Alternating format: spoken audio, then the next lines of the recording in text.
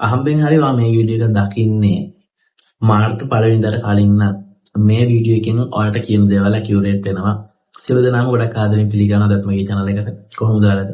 වෙනද වගේම හැමදෙනාම ගොඩක් හොඳින් සතුටෙන් පරිස්සමෙන් ඇති කියලා හිතනවා. ඉතින් අද වීඩියෝ එක මම ඔයාලට කියනවා ඉදිරියට ඔයාලගේ ජීවිතේට සිද්ධ වෙන ධනාත්මක දේවල් ගැන. පොසිටිව් රීඩින් එකක් තමයි අද ඔයාලට අරන් ඉන්නේ. පොසිටිව් දේවල් ගැන, ධනාත්මක දේවල් ගැන, ඍණාත්මක දේවල් ගැන කියන්නේ නැහැ. අද වීඩියෝ එකෙන් කියන්නේ ඉස්සරහට වෙන්න තියෙන හොඳ දේවල් ගැන ඔයාලගේ ජීවිතේට ලැබෙන්න තියෙන අවස්ථා ගැන.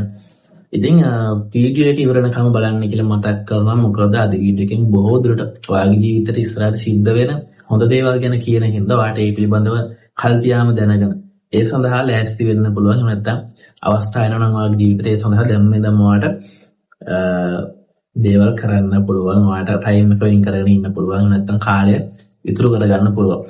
ඉතින් වීඩියෝ එක අද ඔයාලා මේ වීඩියෝ එක දැකීම පමණක් ප්‍රමාණවත්. අහම්බෙන් හරි මාර්තු පළවෙනිදාට කලින් දකිනවා නම් වීඩියෝ එකේ කියන දේවල් ඔයාලට තමයි කියන්නේ. එහෙනම් අද වීඩියෝ එකේ මම ඔයාලට ෆයිල් සිලෙක්ෂන් එකක්වත් එහෙම නැත්නම් කලෙක්ටිව් රීඩින් එකක් විතරවත් කියන්නේ නැහැ. දැකීම පමණක් පැහැදිලිවම ප්‍රමාණවත් වෙනවා. ඒ වගේම තමයි වීඩියෝ එකට යන්න කලින් මතක් කරන මුලින්ම මේ විදිහට මගේ channel එක subscribe නොකරපු කෙනෙක් නම් channel එක subscribe කරගෙනම දිගටම මාත් එක්ක එකතු වෙන්න කියලා. ඉතින් මේ වීඩියෝස් මම අරන් එන්නේ කොහොමද? මෙන්න මේ tarot reading card pack එක හරහා යුරෝපයේ තියෙන ජනප්‍රියම අනාවැකි බලන ක්‍රමය. ඔයාගේ ජීවිතය ගැන, අනාගතය ගැන, වර්තමානය ගැන මොනම දෙයක් මෙන්න මේ card pack එක හරහා ඔයාලට කියන්න පුළුවන්. ඉතින් ඔයාලට මේ අරන් එන්නේ general reading එකක්. පොදුවේ හැමෝටම තමයි අරන් එන්නේ. ඉතින් මේ readings ගොඩක් දුරට accurate වෙනවා අපේ කට්ටියට, වීඩියෝස් බලන කට්ටියට. මීට අමතරව ඔයාලගේ පෞද්ගලික ජීවිතය ඇතුළත තියෙන ඕනම ප්‍රශ්නයකට ඔයාලට පුළුවන් මගෙන් personal reading එකක් ලබා ගන්න. ඉතින් ඒක ලබා ගන්න ඕනේ ඔය පේන නම්බරේට WhatsApp message එකක් දාන එක විතරයි. message එකක් දානකොට පුළුවන් වෙලාවක් වෙන් කරගන්න. ඔයාගේම පෞද්ගලික reading එකකට නැත්නම් private reading එකකට. මේ reading එක ඇතුලේ ඔයාලට ඕනම දෙයක් මාත් එක්ක කතා කරන්න පුළුවන්. සමහර කාටවත් කියාගන්න බැරි ප්‍රශ්නයක් වුණත් ඔයාලට මාත් එක්ක කතා කරලා ඒ සඳහා විසඳුම් ලබා ගන්න පුළුවන්. එහෙනම් මම හිතනවා වැඩි කතා නැතුව අපි වීඩියෝ එකට ගියොත් හොඳයි කියලා. අද අපි බලන්නේ ඉදිරියට ඔයාලගේ ජීවිතේට සිද්ධ වෙන්න තියෙන ධනාත්මක දේවල් මොනවද කියලා. හරි. එහෙනම් අපි බලමු ඉදිරියට ඔයාලගේ ජීවිතේට සිද්ධ වෙන ධනාත්මක දේවල් මොනවද? හොඳ දේවල් මොනවද? වාසිදායක දේවල් මොනවද කියලා.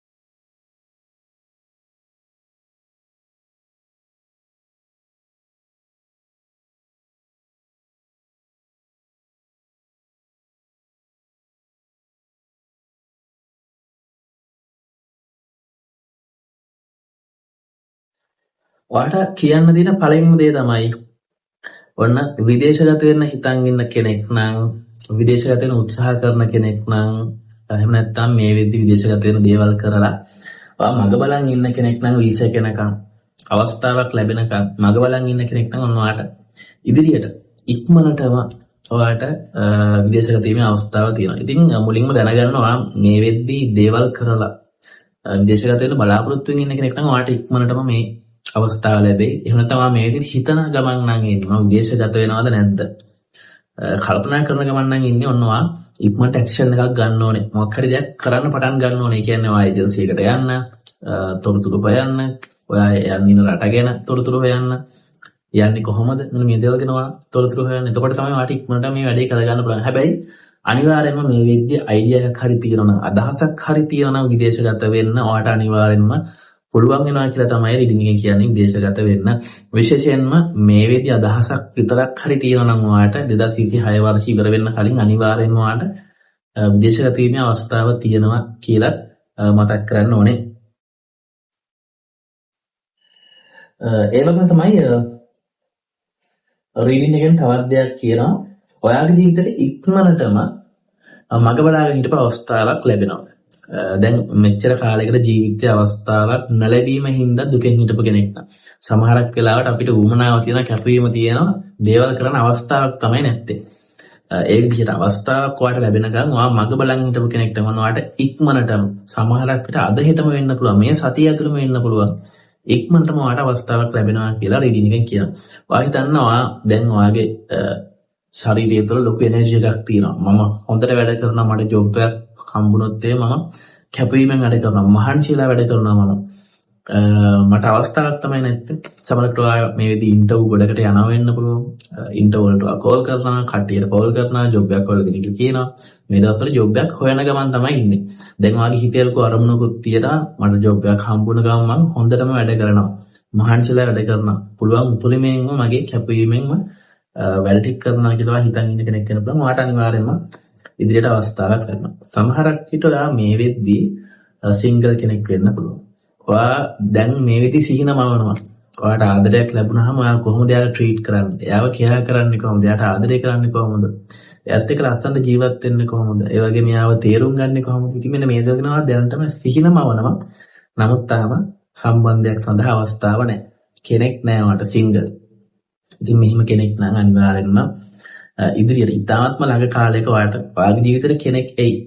ඔයාට හිතේ හැටියට ආදරය කරන්න පුළුවන් විදිහට බලාපොරොත්තු වෙන විදිහට දේවල් කරන්න, එයාව කෙයා කරන්න, එයාව පරිස්සම් කරන්න, ආදරය කරන්න, මේ වගේ ඔයා මග බලන් ඉන්න අවස්ථාවක් ඔයාට ලැබේ. ඒ වගේම විශේෂයෙන්ම කියන්න දෙයක් තියෙනවා අධ්‍යාපනය සම්බන්ධයෙන්. ඔයා හිතන්න ඔයා ආසයි ප්‍රයිවට් කැම්පස් එකකට යන්න.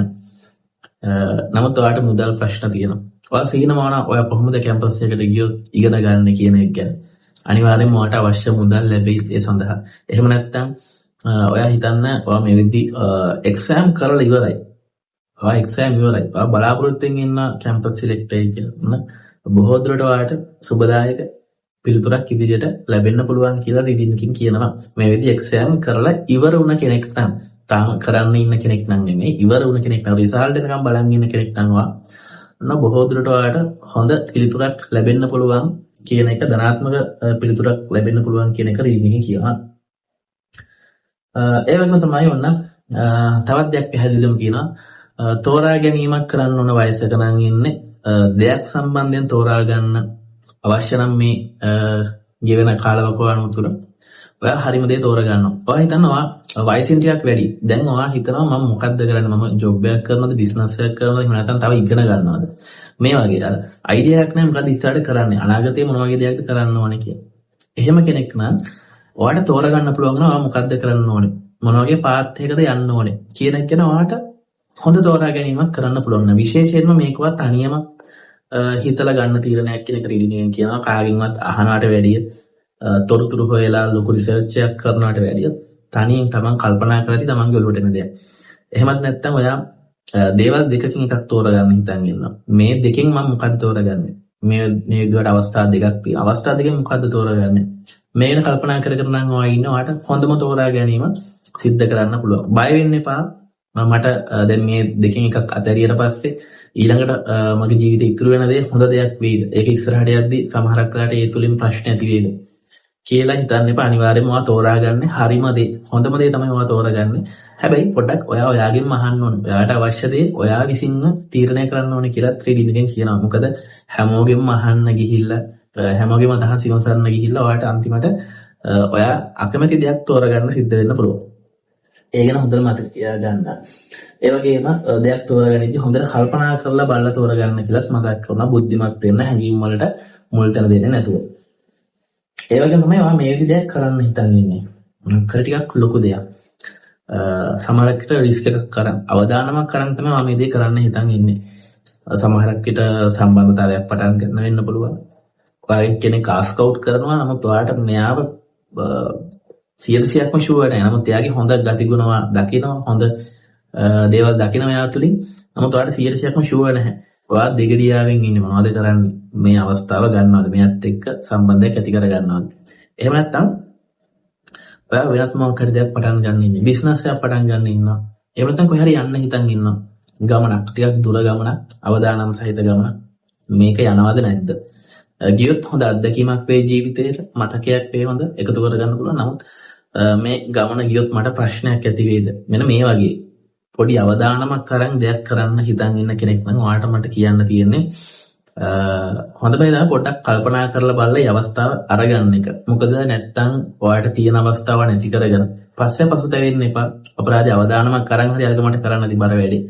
කරන්න තිබ්බ ඒදී ඒක කරා නම් අද මම මේ වගේ තැනක ඉන්නවා. එහෙනම් මට එයාව ලැබිලා, මේ අවස්ථාව මට ලැබිලා, මේ ජොබ් එක ලැබිලා, එහෙනම් මම විදේශගත වෙලා මේ වෙද්දි මේ වගේ අවදානමක් කරන් දෙයක් කරන්න හිතන් ඉන්නවනම් ඔයාලට කියන්න තියෙන පළවෙනි දේ තමයි ඒ දේ කරන්න පොඩ්ඩක් කල්පනා කරලා බලන්න මොකක් හරි ලොකු ගැටලුවක් ඇති වෙද කියලා. එහෙම නැත්නම් ඔයාලට හිතනවා ලොකු රිස්ක් එකක් නැහැ කියලා.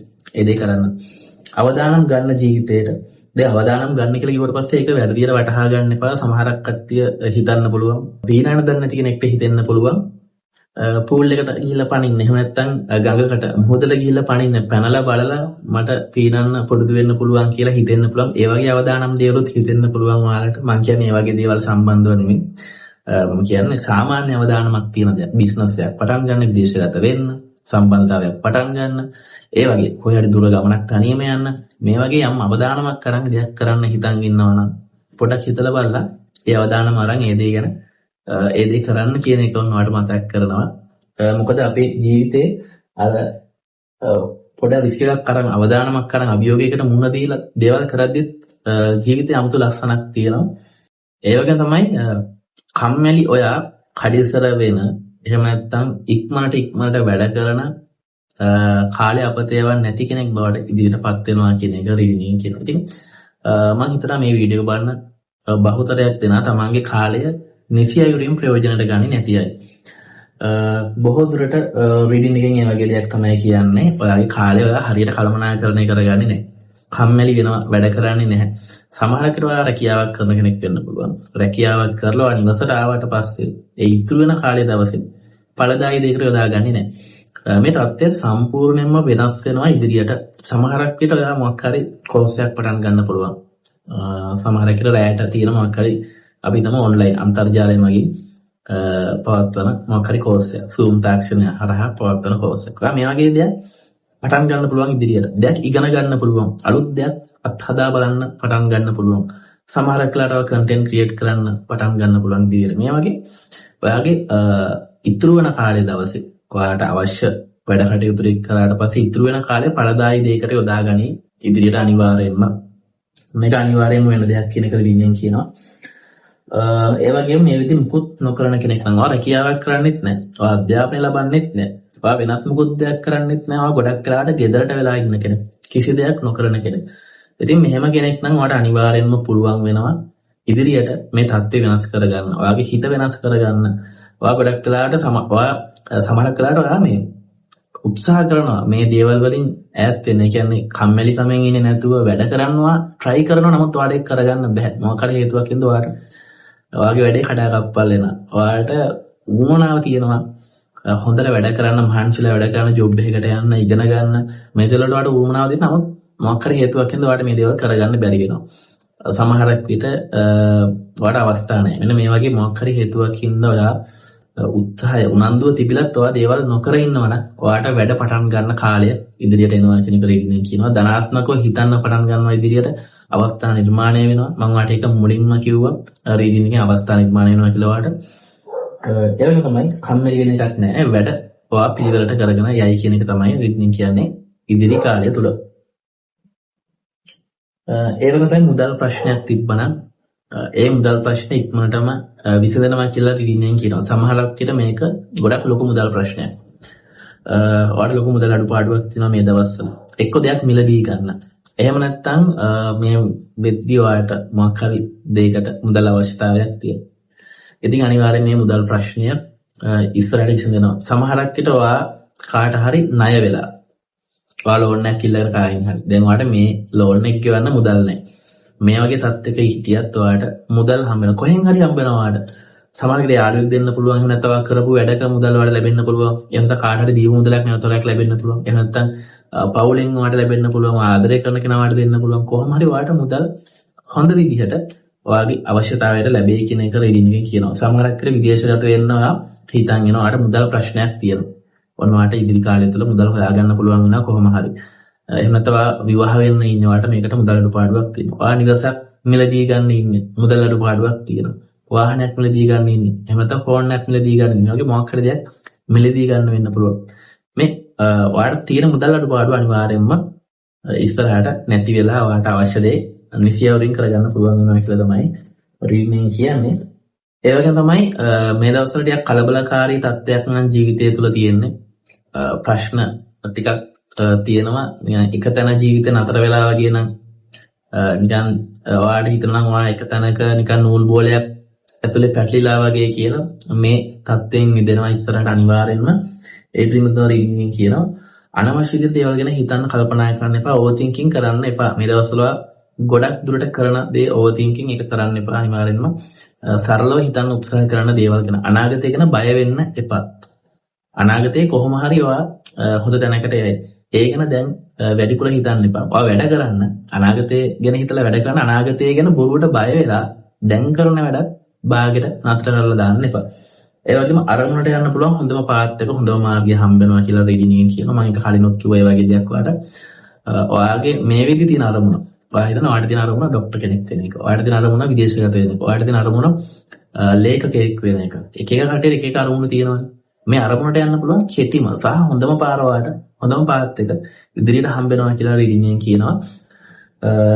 ඒ වගේම කපටි කට්ටිය ඔයාගේ ජීවිතය තුළ මේ විදිහට කපටි කට්ටිය එහෙම නැත්නම් ඔයාව යූස් කරන කට්ටිය ඔයාගෙන් ප්‍රයෝජන ගන්න කට්ටිය ඔයාගෙන් ඈත් වෙලා යනවා. ඒක පැහැදිලිවම රීඩින් කියනවා. සම්බන්ධතාවයක් තුළ මේ විදිහට තියෙන පැටලිලිකාරී බව. එහෙම නැත්නම් මම අර කලින් කිව්වා වගේ ඔයාලට හිතනවා සම්බන්ධය තුළ මොන වගේ දෙයක් කරත් හරියන්නේ නැහැ. කරන හැමදේම වර්ධිනවා.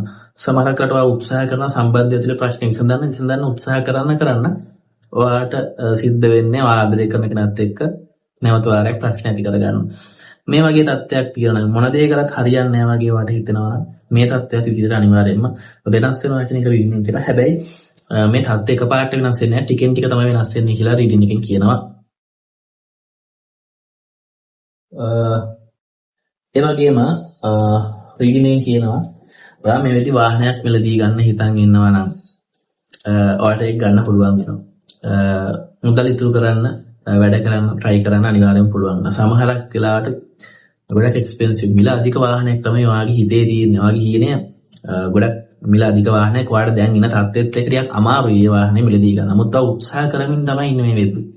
ඔයාට අනිවාර්යෙන්ම පුළුවන් වෙනවා කියන එක රීඩින් කියනවා. සමහරක්කට ඉක්මනටම බැරි වෙයි ටික දවසක් කියලා. නමුත් ඔයා උත්සාහ කරන එක අතරින්න එපා කියලා තමයි රීඩින් එකෙන් කියන්නේ. හරි. ඒ වගේම තමයි ඔන්නවට අවසාන වශයෙන් මට කියන්න තියෙන්නේ පුළුවන් තරම් උත්සාහ කරන අද දවස ඇතුළත සතුටු වෙන්න. මේ අද දවස ඇතුළත ඔයා ජීවත් වෙන්න. අනාගතය ගැන හිතන්න ඕනේ, හෙට දවස ගැන හිතන්න. නමුත් සතුට හොයන්න, සතුට ලබා ගන්න හැමදේම වෙනකම් බලන් ඉන්න එපා. අද දවස ඇතුළත පුළුවන් තරම් සතුටු වෙන්න උත්සාහ කරන්න. මොකද අද දවස තමයි හොඳම දවස ඔයාගේ ජීවිතේට තියෙන. ඉතින් මේ වගේ රීඩින් එකක් තමයි අද ඔයාලට දෙන්න තියෙන්නේ. මීට අමතරව ඔයාලට පුළුවන් ඔයාලගේ පෞද්ගලික ප්‍රශ්න ගැන මගෙන් පර්සනල් රීඩින් එකක් ලබා ගන්න. ඉතින් ඒ සඳහා පේන නම්බරේ WhatsApp message එකක් දාන්න කියලා මතක් කරනවා. ඒ වගේම මගේ channel එකට අලුත් නම් අනිවාර්යයෙන්ම මගේ channel එක subscribe කරන්න කියලා මතක් කරනවා. එහෙනම් නැවත වරක් මේ වගේ අලුත් වීඩියෝ එකකින් අපි හමුවට එනකම් ඔයාලා හැමදෙනාටම සෝදායි සතියක් ප්‍රාර්ථනා කරනවා.